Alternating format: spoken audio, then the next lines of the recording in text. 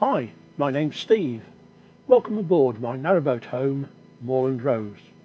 Please join me as I take a slow boat through Britain.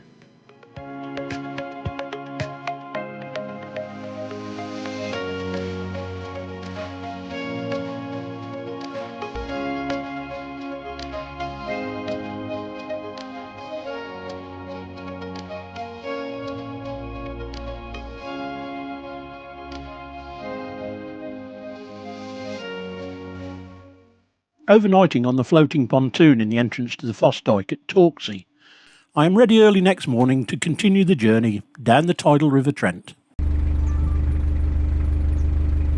This narrowboat is coming out of the lock a little fast, so I'll let him go before I reverse out.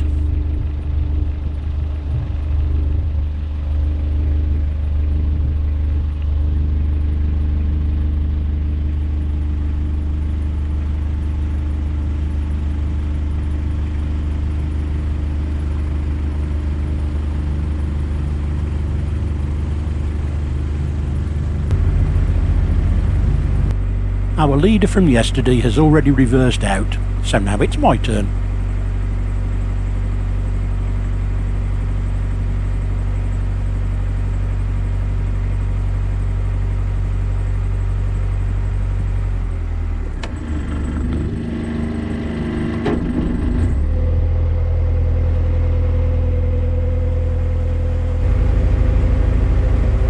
We Seine 3 are continuing down to Keadby, and the boat that followed me here yesterday is reversing out after me.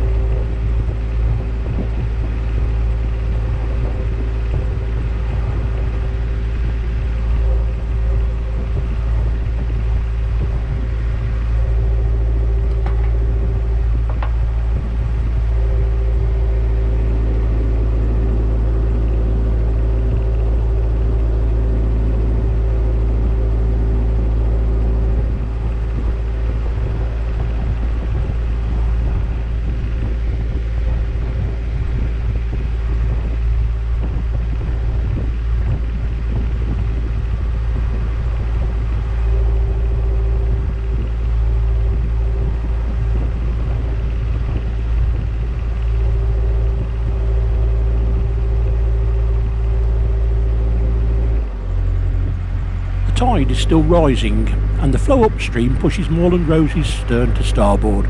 That helps me turn in the right direction.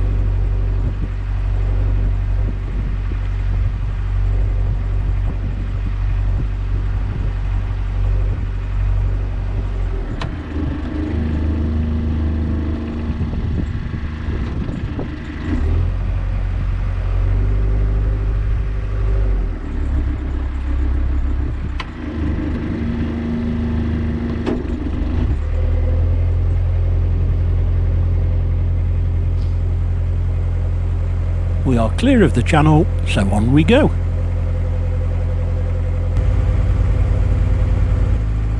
"7:30. I'm not used to this early, but that's what the tide wants, and it is slow going against the incoming tide.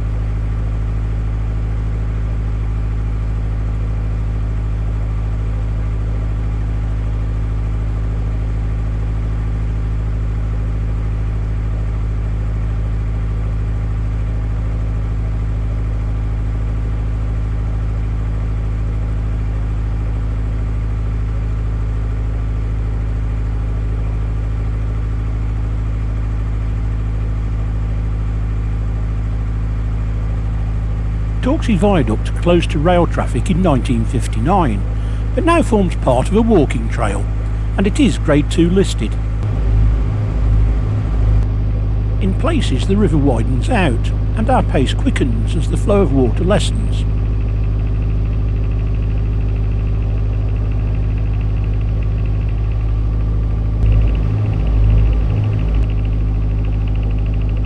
I was told by the lockkeeper at Cromwell Lock to look out for floating debris. I haven't seen much, but the last thing I want is something caught around the prop.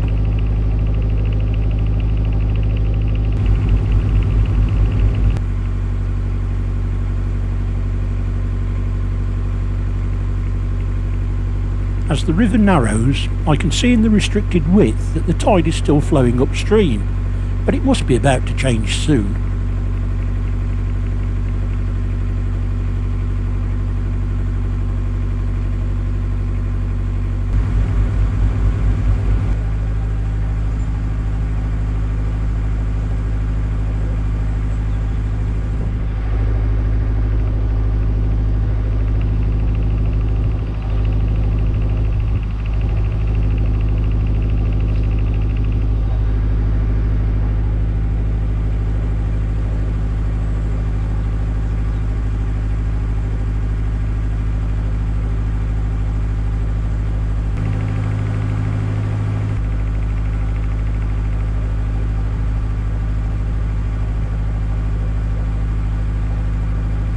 There we go, high tide at last.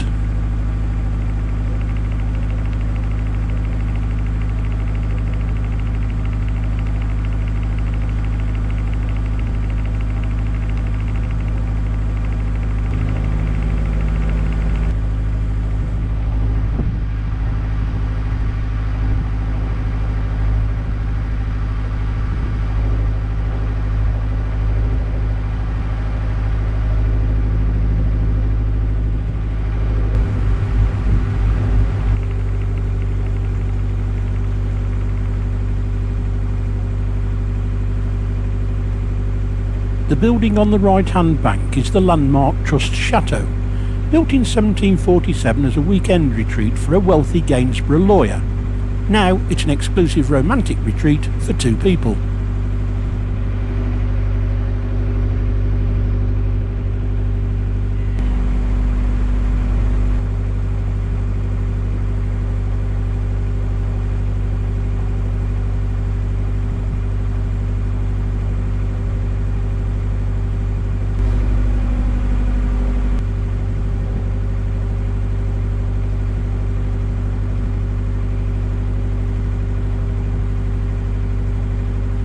More floating debris, or flotsam.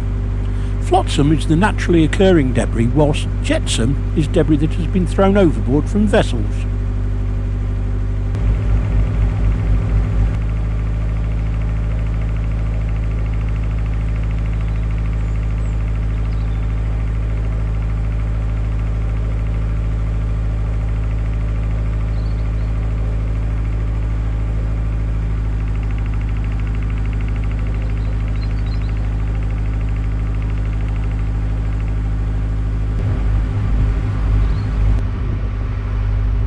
Our speed is noticeably quicker now that the tide has turned and we are travelling with the flow.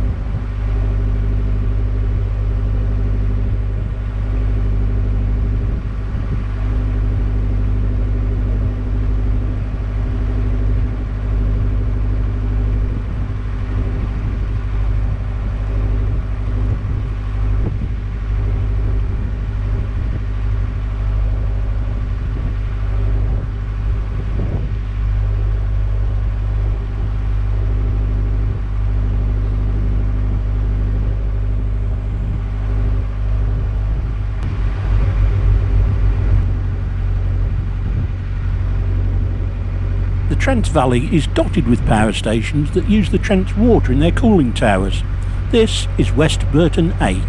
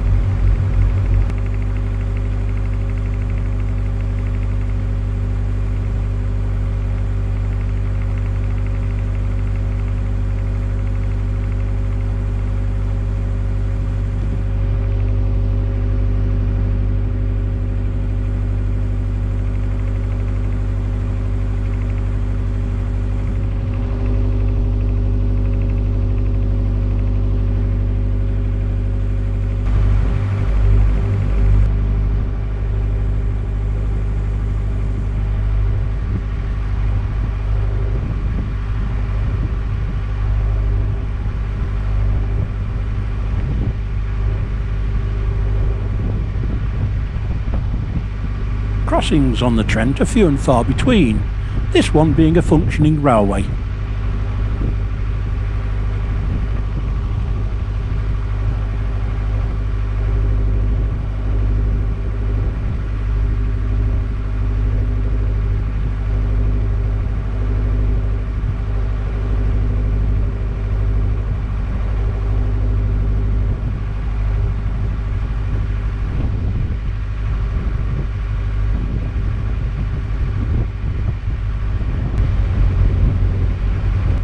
Sometimes there is very little to see with the high banks. I'm glad I purchased the river chart from Cromwell Lock yesterday. It really helps me track where I am.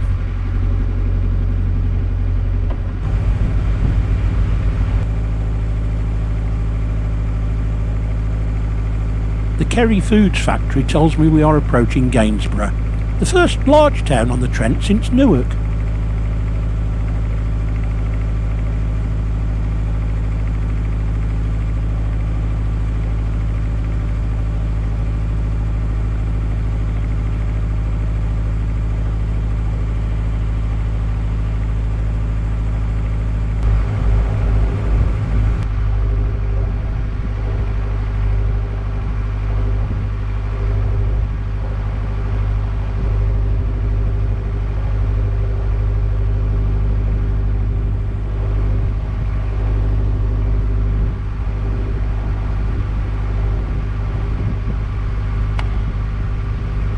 With the current flowing rather quickly as the tide goes out, now is not the time to have second thoughts about which arch to take.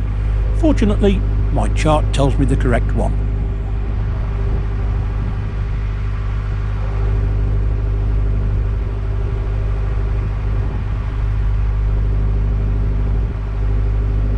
This is probably the fastest Moorland Rose has ever travelled.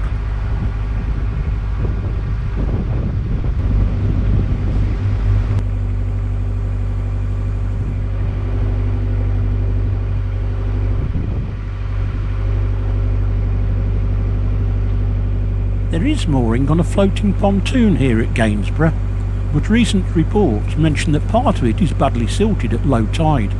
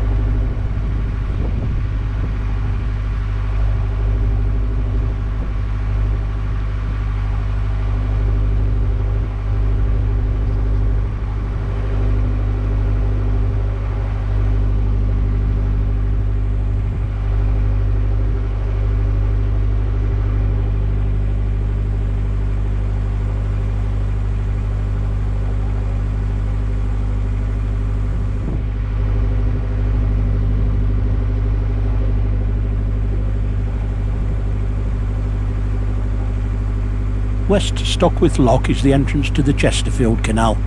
I'll leave that for another time.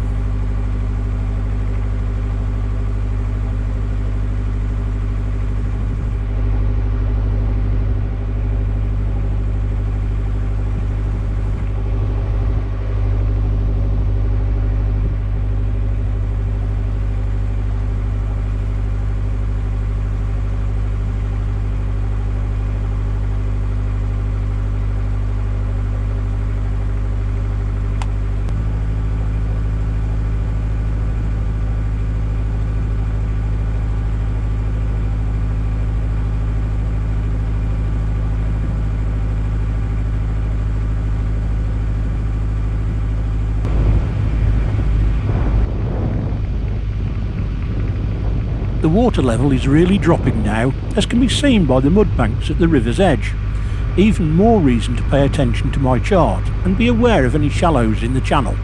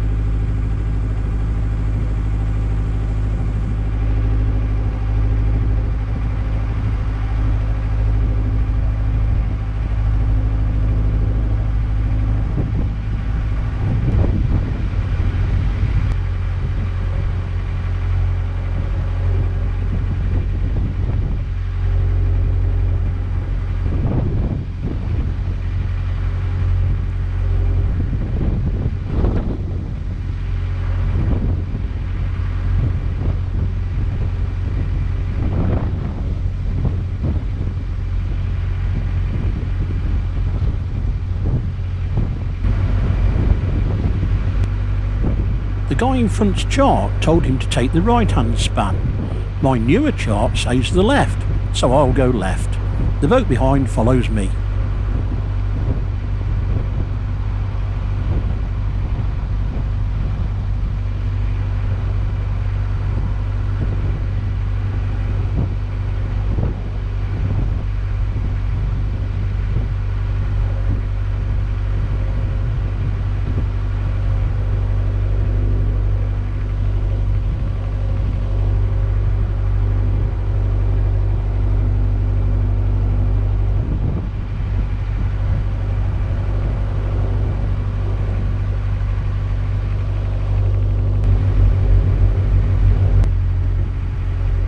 It soon becomes clear that our route is much faster and I am gaining on the lead boat.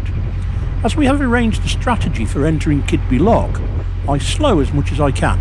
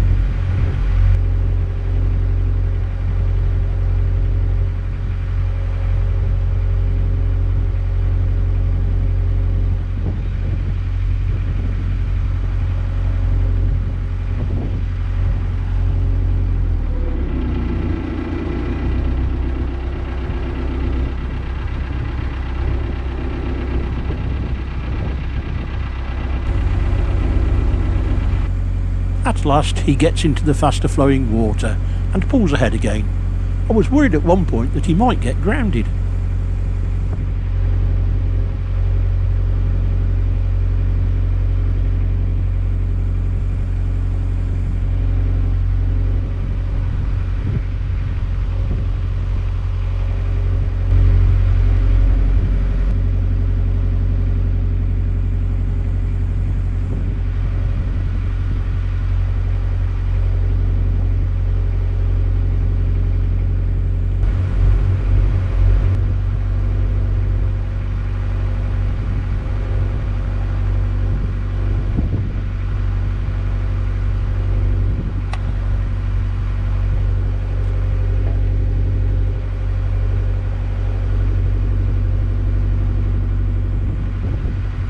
This unusual looking bridge is a bascule bridge, working on the same principle as Tower Bridge in London.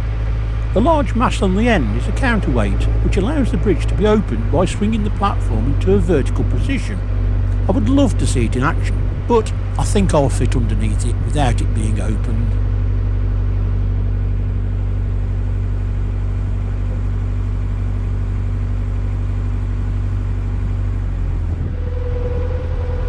Our plan at Keadby Lock is to increase the distance between us to allow each boat time to make the turn into the lock.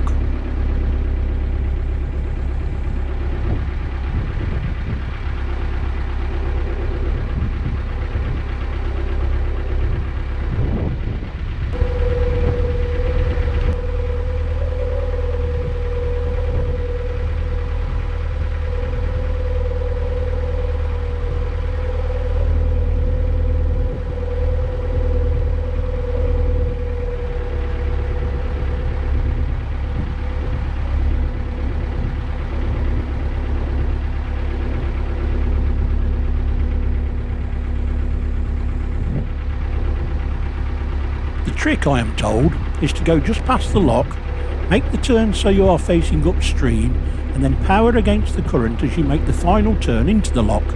Here goes.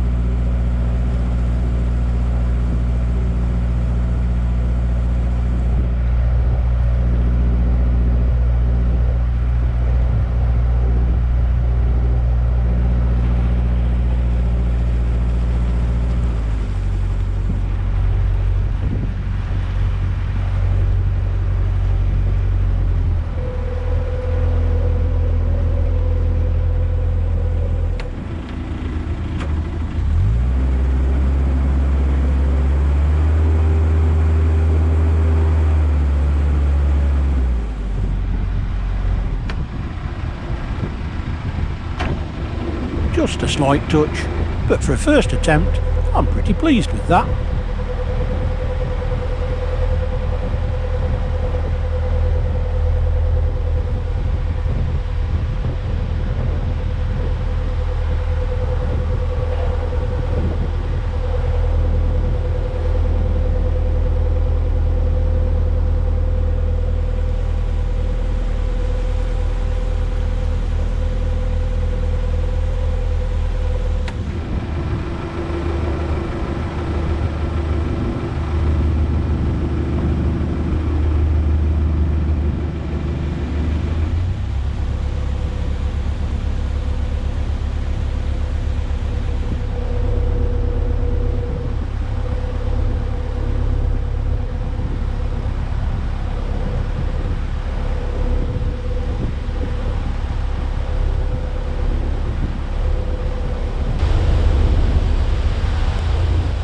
And in comes the third of our party. We all made it safe and sound.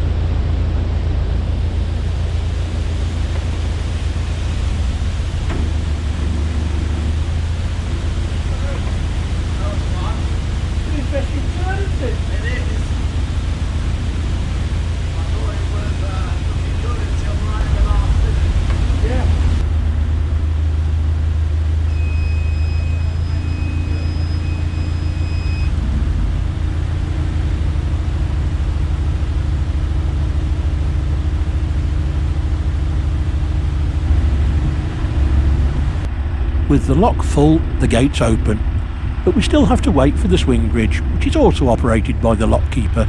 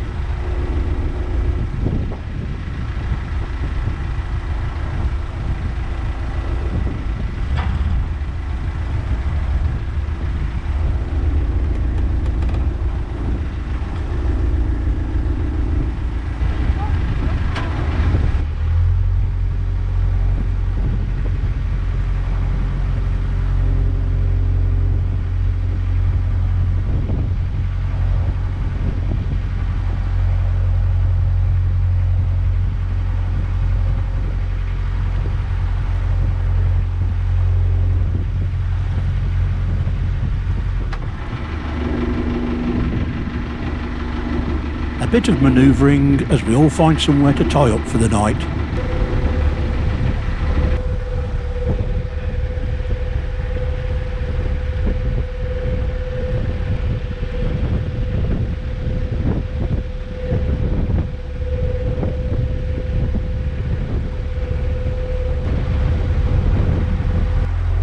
This is my spot. The pub here is closed down, so I think I'll put the kettle on and start cooking. I hope you've seen that the tidal river is not as scary as it sounds, as long as you take the advice offered by the lock keepers. They cannot prevent you choosing your own times to go out, but why risk it? They know the river better than most. Join me next time as I head along the waters towards Sheffield, but we'll have to wait for a sliding railway bridge. Until next week, stay safe, see you soon.